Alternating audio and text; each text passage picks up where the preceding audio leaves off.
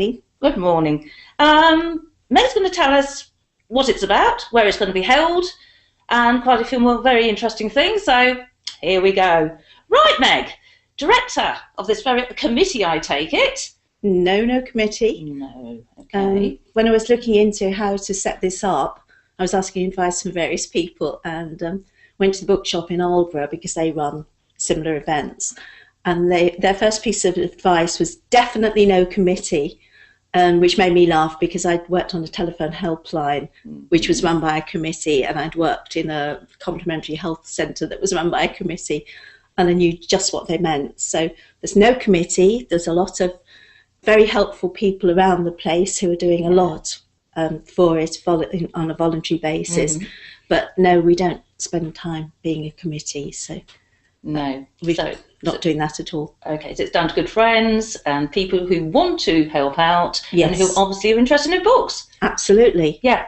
Because it's meant for anybody who loves reading. I think I'm a bit worried because there's a bit of a perception that a book festival might be that you've got to have read all the books and you've got to be able to critique them like, somebody on the radio. But it's actually just for anybody who likes a good read in any genre whatsoever. Yeah. And likes to listen to authors talking about their work or thinks that might be an interesting thing to do. Oh, fantastic. I know I love my books, so I think it's absolutely a brilliant idea. So when did this actual idea first come to mind? Well, I go every year to Edinburgh to their book festival, and I go to the Cambridge Word Fest. And last year I took my daughter-in-law to an event in Cambridge. And as we were driving home, she said, why doesn't Felixstowe have anything like this? Because they have them in Aldeburgh, they have them in Southwold. We're just the other end of the coast. Why don't we have them? Yeah. And I said, yes, why don't we? Let's. We'll just start very small, I said. Because there used to be a cafe called Ruby's on the front. That's right, yes, it did, yes. And my idea was to invite some writers and to have tea with writers at Ruby's and have, after they shut, to have an event with tea and a writer over a period of time. But then I went round to Ruby's and they just shut. So that became, maybe we'll have a weekend. Yeah. With just a few authors, I said to my daughter-in-law, it won't take a lot of work, will it? Help. And obviously it snowballed from there. It snowballed from there, yes. Yeah. Oh, I think that's great. So, okay, we've got this idea a year ago. So, obviously, we then needed people to take part. Absolutely, yes. Yeah. Well, first of all, we needed a venue because if we didn't have a venue, it's no good asking people to come. Exactly. So, I went round to the Orwell Hotel because it's, beautiful building. It's right in the middle of Felixstowe, and talked to their I don't know what her official title is, but Jo Ferris, who's an absolute wonder there, and suggested that we held it there. And in 2 minutes, she was showing me around all the buildings, showing me the rooms. Yeah, I chose His Lordship's library, which is appropriately titled and a very beautiful room. Absolutely wonderful, yeah. And the Furneaux Suite, which is equally lovely room. And Jo said, yes, that's fine, and we'll work together. And she's been very, very helpful throughout. And yes, that's where most of it's happening. Right, okay. I then was having a business meeting about my real work, my paid work, which is training people to be business and life coaches. Yeah. And I wanted to work with a PR company. So I was having a meeting actually at the White Horse in Old Felixstowe.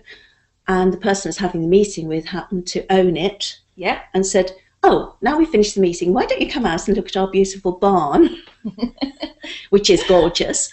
So that became another venue. I was in Write the Blood bookshop chatting about it, and they said, oh, why don't we have something here? So that became another venue. Wonderful. And I obviously asked for advice from the library. Steph Merritt, the manager there, and the people who work there have just been total angels. They've been wonderful. And they said, well, we have this room upstairs. So you see how it grew accidentally. Yeah, definitely. This is 4 venues. Yeah. And then I was chatting at another book event with Peppy Barlow, who runs Woven Theatre Company. Mm-hmm. And she said, oh, I'd love to get involved in the book festival. And I said, well, there's a venue that said they were interested, but I haven't got anything to put in there, which is Langard Fort. Right. And in 2 minutes, sitting over coffee at the Alex, Peppy had devised this huge theatre performance, which is going to take place all day on the Sunday. Absolutely Flotsam amazing. and Jetsam at Langard. So that's how it grew. Lovely. That's absolutely lovely. Now, obviously, the one at Langard. What kind of theatre production will it be? What form? Well, she's taken the theme Flotsam and Jetsam, and she's got a lot of performers. She's got a choir. She's going to have children writing messages in bottles. She's got performance artists, and basically people just pay the normal fee to go into the fort, and everything else is free. And it's a promenade performance, I suppose you'd call it. They walk round. There's going to be art workshops, masses and masses of stuff going on all day, and they will walk around and see whether a choir pops up or a performance artist, or whether their children should be doing something, and see what happens during the day. Yeah, very much in the form of street art in a way. Yes, probably. Yes, and street art. Yeah, definitely. Oh, that's fantastic. I think that's lovely. So we were talking about the other categories of books to be spoken about. Where do we start on that one? Well, a friend of mine was looking at the programme, and she said, "You've got so much. How are people supposed to choose, and how can they make their way around it?" So I do a newsletter, and I thought, okay, that's an idea for a newsletter. So I started off saying, my friend said this, and now, would it help if I put these into categories? And then I sat down with the programme, and I thought, oh, glory. Where do I start? Where do I start? So I started with the easy ones, like there's 4 workshops for writers. Yeah.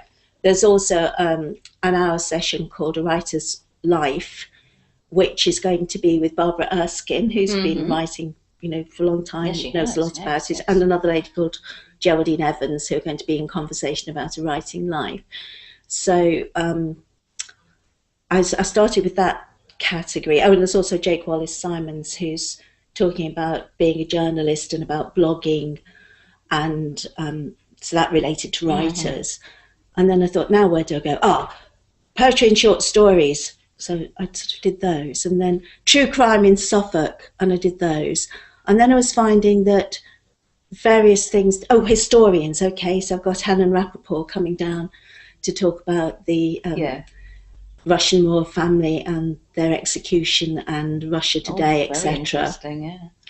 And then I thought, there seem to be a lot of books that are set sort of in the early 50s, like Sarah Sheridan's. And then there seemed to be some that were set, Boris Starling as well. I was reading a book of Boris Starling set in the smog of 1952. So, okay, books set just after the war or during the war. That means Jake Wallace-Simon's book, The English-German Girl, can go in that category. Books set in the 30s, Map and Lucia, Nicola Upson's books. So I was sort of running out of categories, and I still had a few things that didn't kind of fit in anywhere. So I finished up with things that do not fit into the above. And if anybody really wants to see that work of art, they can go on the website and subscribe to the newsletter, and I'll send it to them. Well, there we are. So they've got categories as well. Yeah, fantastic, absolutely brilliant. As I think we were discussing earlier, I mean, tickets. Where do you get the tickets? Best way of getting them? Well, you can book online by going onto the website and clicking in the relevant place, how to get tickets. That's quite simple. Or you can go to Abbey Lighting, which is in the centre of Felixstowe. It's opposite the Triangle. It's sort of between Tesco's and the cinema on that straight bit of road. If you can't do either of those, you can send a cheque to my address, and I'll send you the tickets, obviously telling me what ticket you want and giving me your phone number in case there's a problem. You can get my address through the library, through Felixstowe Library. If you phone them, they'll give you the address, and you can send a cheque, and I'll send you tickets. There we go. 3 ways to get them. And how are they selling? Some things have sold out completely. Right. There's a writer's workshop which is completely sold out. There's a supper with Barbara Erskine at the White Horse Pub. Really nice event where it's sort of summer buffet and a chance to chat to her and listen to her talking. It's completely sold out. In fact, it's oversold. I've twice had to phone the pub and say, could you possibly take a couple more? 2 of them were my cousins who are coming down from Lancashire, so it didn't look good to have to say it's sold out before you get here. Not really. but a lot of events are selling really, really well. There's a panel with a local author called Ruth Dugdale and Michelle Spring and Sophie Hannah called Deadlier Than the Male, and that's about why women like reading and writing crime fiction. So that's selling very, very well indeed. Nicola Upson, who's a Suffolk lady, her event is selling very well. Liz Treno, Life, Love and Parachute Silk is selling very well indeed as well. So, some things are moving faster than other things, but there's a constant movement. People can buy on the day if there's any real reason why they can't fair enough. Earlier, but if they can get in earlier, it's better for us because it's less chaos on the day. Well, of course it and is, better for them because then they'll get the ticket. Exactly. And which events would you honestly yourself recommend people could try and go and see? Well, personally, I'm going to quite a few of them, but the ones that spring to mind at the moment, I'm going to Boris Starling's, which is our opening event. The Deputy Mayor will be there, so it's a bit of an occasion as well. And I'm going to something called Breakfast with Stephen May, which is on Sunday morning at 10 o'clock at the Orwell. Yeah. And it's a chance to have a free coffee and a Danish and listen to the author talking about his work and ask him questions if you like, or just relax, have your coffee, have your Danish and listen to somebody. Yeah. His book's very, very interesting. It's in the voice of a 19-year-old who has a 6-year-old brother, and their mother is killed in a bungled robbery. Okay. So I suppose it's about loss and grief, but it's ultimately a very uplifting book. Yeah. And I've just read it, and it's one of those you can't actually put down, but it's a lot about, how you cope with, how this 19-year-old copes with this loss and also copes with trying to keep his brother with him. Yeah. And about parenting, issues about parenting and, people trying to step in and think he shouldn't be looking after the child, etc., etc. So it's very interesting and a very, very good story, and Stephen will be talking about that while we have our coffee in Danish. I think that's a brilliant idea. What a wonderful idea, definitely. So how do you see the future of Felixstowe Book Festival progressing? That's a difficult one. When I finished doing the Arts Council report, because they kindly sponsored, they kindly funded us. Right. So after the event, everybody's saying, you can have a lovely rest after the event. No, the first thing after the event is I've got to write this very long report for the Arts Council to say how it all went. However, there's been a publisher in Woodbridge has been in touch and said they'd like to work towards the next one. There's been various authors who couldn't come to this one who've offered already for the next one. I'd very, very much like to get more involved with people who are working either with the very older population or the younger population, because there's a lot of very good schemes around reading and how it benefits those age groups. And I'd like the book festival to become even more involved with those particular age groups. Yeah, definitely. And also with writers. I mean, I think it's got an important place in stimulating people to try to put their hand to writing, or those that are already doing it to help them improve their technique. By working with established writers, which is what's happening this time. Yes. I mean, Sarah Sheridan she's on the Society of Scottish Authors.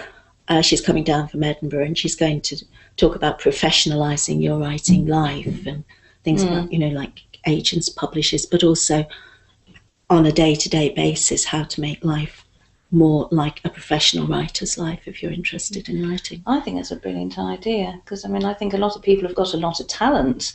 People have a mind, and I think to encourage people to put it down on paper, it's good for them, and it surely must boost their confidence as well in a way. I think. Well, it's a way of sharing your experiences. It's a way of exploring your own experiences. It's a way of finding out about life through other people's eyes, if you're reading other people's work. And especially nowadays when there's so much possibility. I mean, Linda Gillard's coming down from near Inverness, and she's running a workshop on self-publishing. She wrote an absolutely incredible book. I could not put it down. And it was basically about a woman who was totally blind, There's a lot more to the story than this, obviously, but part of the story was somebody took her to Skye, the Isle of Skye, to show her around when she's totally blind. Now, Linda isn't totally blind, and one of the questions I'll have for her is how on earth did she write this book? Because the way she describes the person and how they have to find their way around, and what happens when they get lost in the snow on their own on Skye, which is one of the most terrifying things I've ever read, even though it didn't involve blood and gore or, you know. Well, no, just the unknown, wasn't it? Yes. The unknown. Definitely. So, yes, I think reading can enrich everybody's life in different ways, can't it? It can. It definitely can. Goodness me. Well, Meg, I tell you what, the UK, it's a very, very interesting sort of thing you set up here, and I really, really hope that, you know, people in Felixstowe will, I'm sure they will come in their flocks to come and hopefully and see what's going on, and because I know, as I said, I love reading, and a lot of my friends love reading. We love books, so it's I think that's great. Thank you very much, Meg, and I wish you all the luck in the world. Thank you. Thank you.